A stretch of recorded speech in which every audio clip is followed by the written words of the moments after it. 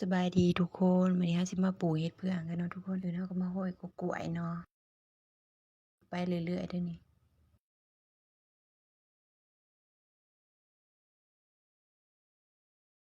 แกะอันนี้เลยเนาะซื้อเห็ด3ถุง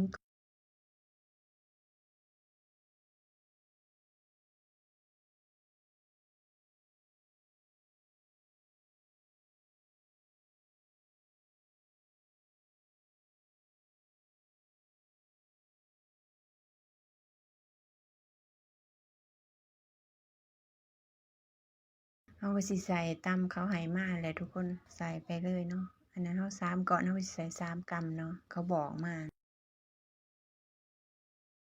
ถุงสีแดงบัดนี้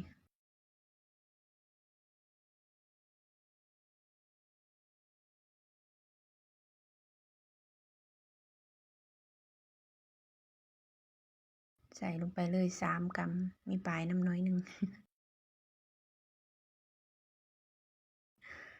ถุงสีเหลืองบัดนี้ใส่ไปเลยเนาะ